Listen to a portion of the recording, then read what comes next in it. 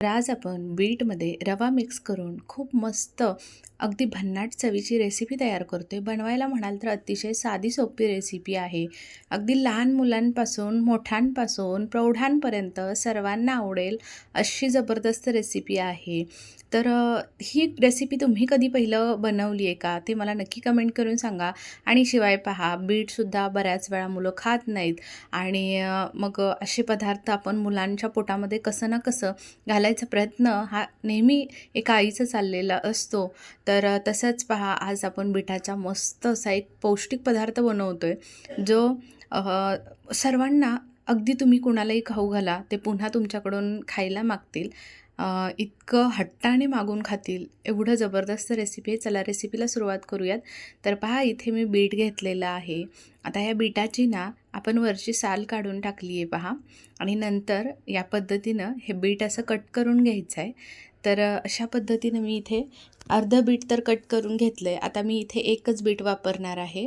जर तुम्हाला जास्त क्वांटिटीमध्ये बनवायचं असेल तर तुम्ही इथे जास्त बीट वापरू शकता, जेणेकरून 2-3 बीट वापरले तरीही चालेल. तर आता मी इथे 2 ते 3 जणांसाठी बनवते आहे.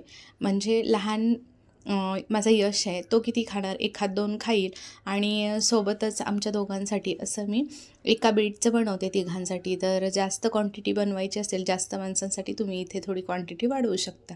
तर बीट कट करून घेतलं बघा. कट करत असताना अर्धं कट केल्यानंतर इथे सुरीची धारच गेली माझी. मग आता मी नेहमी आहे ना याच्यावरती आहे ना मी सुरीला ना धार लावत असते. आणि जवळजवळ पहा 3 वर्ष झालं मी वापरते. तुम्हाला नाईफ एजेस दाखवल्या, खूप छान आहे, अजिबात खराब झालेलं नाही. किंवा धारसुद्धा ज्यावेळी आपण करेल ना नवीन सुरीला वगैरे, अगदी मस्त सुरी असो कात्री असो सर्वांना धार करता येते. आता 3 वर्ष झाले वापरते आणि आपल्या घरामध्ये बऱ्याच वेळा आपल्याला बाहेर जाता येत नाही, मग सुरी तर असते, पण मग नंतर म्हणजे तिचा धार गेली की आपल्याला खूप टेन्शन येतं की आता कधी जाऊन बाबा लावून आणायची, हे ते आणायलासुद्धा तेवढा जाऊन वेळ नसतो. मग असं हे प्रोडक्ट घरी असेल ना तर खूप मस्त आहे, लगेचच आपण करू शकतो. 3 वर्ष झाले मी वापरते, पण अगदी मस्त आहे प्रोडक्ट बघा. आणि ₹200च्या आतमध्ये. तर तुम्हीसुद्धा मागवू शकता. मी डिस्क्रिप्शनमध्ये त्याची लिंक देऊन ठेवते, प्रोडक्टसुद्धा टॅग करते. चला आता इथे पहा, आपण मिक्सरच्या भांड्यामध्ये बीट घालून घेतलं. आता बीट घालून घेतल्यानंतर पहा, त्याच्यामध्ये आपल्याला रवासुद्धा घालून घ्यायचा आहे. रवा घालून घेतला आणि सोबतच त्याच्यामध्ये 1 वाटी रवा घातल्यानंतर, बारीक मोठा कोणताही वापरू शकता, अर्धी वाटी दही वापरलं आहे आणि 1 वाटी पाणी घातलं आहे. आता पहा, इथे मी पाणी थोडं जास्त वाटत होतं, म्हणजे मिक्सरचं भांडं छोटं झालं आणि साहित्य जास्त झालं, असं झालं. मग मी काय केलं, थोडंसं चमच्याने हलवून व्यवस्थित मिक्स करून घेतलं आणि नंतर छान गरागर फिरवून घेतलं. आता इथे पाहू शकता, आपलं छान असं मस्त असं मिश्रण तयार झालेलं आहे पहा. आता हे साईडला एक 15 मिनटासाठी झाकून ठेवायचं. तर लगेचच पहा, इथे एक चटणीसाठी आपण एक छोटंसं वाटण बनवूया. तर इथे खोबरं कट करून घेतलं, ओलं खोबरं घेतलं आहे, आलं लसूण मिरची, त्याच्यानंतर त्याच्यामध्ये डाळवं घातलं आहे पहा 2 चमचे.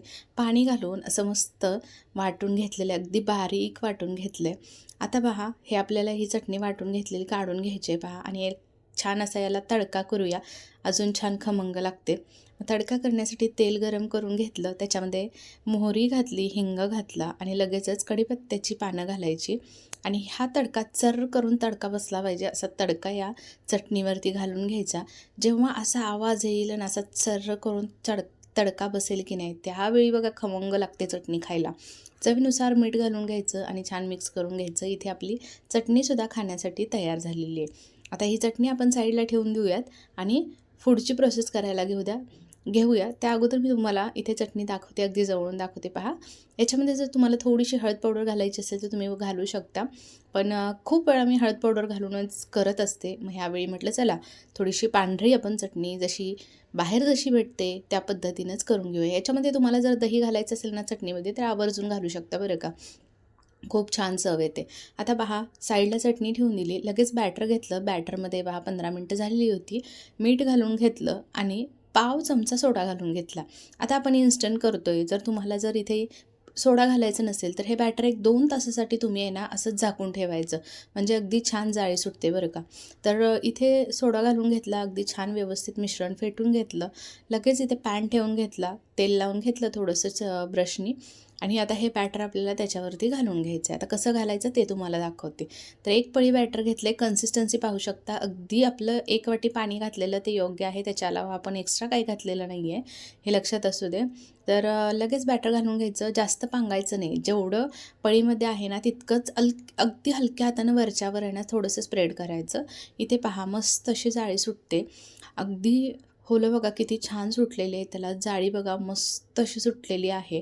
तर मध्यम गॅसवरती की नाही आपल्याला भाजून घ्यायचं आहे. जास्त हाय फ्लेमवरती जर तुम्ही भाजलं की नाही तर खालनं पटकन कलर येईल पहा आणि मग दिसायलासुद्धा ते तितकंसं काही खास वाटणार नाही. मग करपल्यासारखं दिसेल. तर असाच कलर पाहिजे असेल ना तर मीडियम फ्लेमवरती दोन्ही बाजूनी आलटपलट करून छान असं भाजून घ्यायचं. अगदी मऊ लुसलुशीत हे डोसे तयार होतात. आंबोळी म्हणा, डोसे म्हणा. आता इथे दुसरासुद्धा या पद्धतीनंच घालून घेतला. तेल थोडंसं टाकायचं किंवा स्प्रेड करायचं आणि लगेच दुसरा डोसासुद्धा बघा काय जाळी सुटते. बघूनच असं वाटतं की वाह! काय पटकन गरमागरम काढल्या खायला बसावं. एवढं जबरदस्त ह्याची टेस्टसुद्धा आहे आणि समजतसुद्धा नाही बरं का ह्याच्यामध्ये आपण बीट घातलेलं आहे ते. आणि एवढी टेस्ट छान येते की माझ्या यशलासुद्धा ना हा पिंक डोसा त्यानं कुठं पाहिलेला होता व्हिडिओमध्येच आणि तो सारखा त्याला माहीत नव्हतं की हा बीटचा डोसा आहे. पण पिंक डोसा पाहिजे म्हणून मागं लागलेला. मग म्हटलं चला आज हा बीटचा डोसा आपण असा बनवूया. असं पण तो बीट काही खात नाही. तर म्हटलं असं पण त्याच्या पोटामध्ये गेलं तर पाहिजे. मग म्हटलं चला. तर असं ना त्यानं 3-4 बघा डोसे खाल्ले. चहाबरोबरसुद्धा एवढं भारी लागत होतं आणि खायलासुद्धा असं की नाही चटणीबरोबर लय मस्त लागत होतं. तर तुम्हीसुद्धा हा मुलांना, मोठ्यांना, प्रौढांना सर्वांना मऊ लुसलुशीत हा बीटाचा डोसा बनवून घाला. बीट आता भरपूर मार्केटमध्ये आहे आणि थंडीचे दिवससुद्धा चालू आहेत. असं तोंडाला असं सारखं काहीतरी खायची सवय, चट्टर-पट्टर खायचं असं वाटत असतं. तर अशावेळी नक्की तुम्ही अगदी इन्स्टंट झटपट होणारी रेसिपी आहे. अजिबात वेळ लागत नाही, काही नाही. तर बनवू शकतात. घरातलं साहित्य आहे आणि सोपी रेसिपी आहे. चटणीसुद्धा मस्त तयार केलेली आहे. चटणीसोबत खावा किंवा मग चहासोबत खावा. एकच नंबर लागतात. ज्याला कोणाला तुम्हाला हे खाऊ घातलात तुम्ही तर तुमचं कौतुक झाल्याशिवाय राहणार नाही आणि तुम्हाला ही रेसिपी विचारल्याशिवाय राहणार नाहीत. तर नक्कीच पाहुण्यांनासुद्धा तुम्ही असं करून घालू शकता. पिंक डोसा बनवला आहे म्हणून बीटाचा डोसा हा नक्की खाऊ घाला. बीट घातलं आहे की नाही हे माहीत पण पडत नाही. इथे पहा अगदी जवळूनसुद्धा तुम्हाला दाखवलं आणि इथे आता पहा मऊ लुसलुशीत अगदी ना कापसासारखे हे डोसे तयार होतात.